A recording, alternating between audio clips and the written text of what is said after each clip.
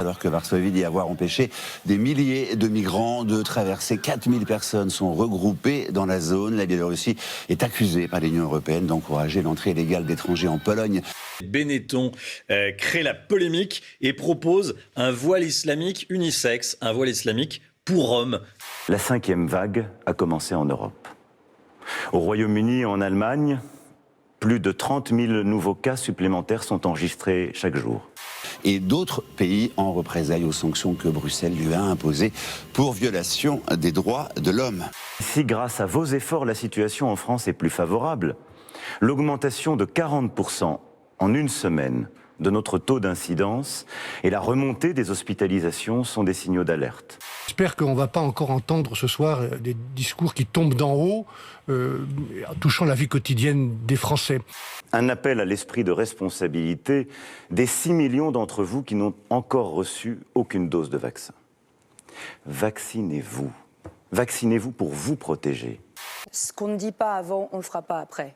Donc tous ceux qui ne s'engageront pas à faire un certain nombre de suppressions de postes dans la fonction publique ne les feront pas après. Il faut simplement éviter, Valérie, de dire trop de choses avant, trop précisément, et de ne pas les faire après. C'est parce que j'ai dit ce que j'allais faire avant que j'ai réussi dans ma région à faire 2 milliards d'économies. Vous étiez un peu la cible, non ?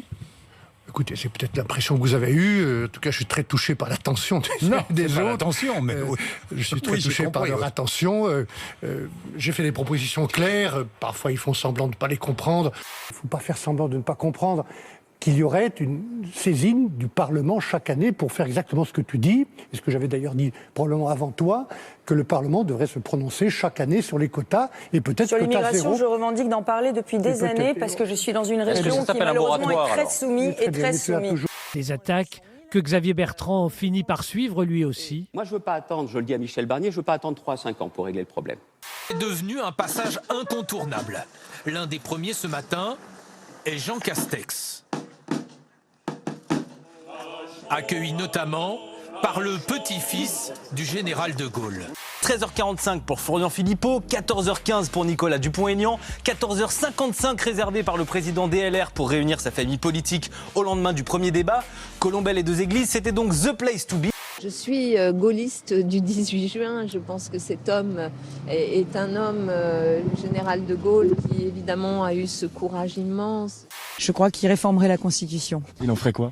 Notamment, il ferait voter une loi constitutionnelle pour limiter les flux migratoires. Il ferait du Valérie Pécresse en quelque sorte.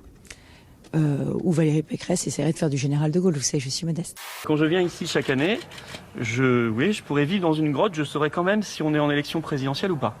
Parce que la plupart, 90% de ceux qui vont venir aujourd'hui, je les ai jamais vus avant, ils reviendront plus après. Ceux qui ont signé des traités européens qui ont détruit l'indépendance de la France viennent se prosterner et parader ici, ça me fait un peu de peine. Alors, voilà. Et puis je remarque que ceux qui divisent les Français ne sont pas venus et c'est tant mieux. Nous partageons au Rassemblement national avec le général de Gaulle la vision que je viens de vous décrire. C'est-à-dire la vision d'une France, encore une fois, indépendante, souveraine, forte.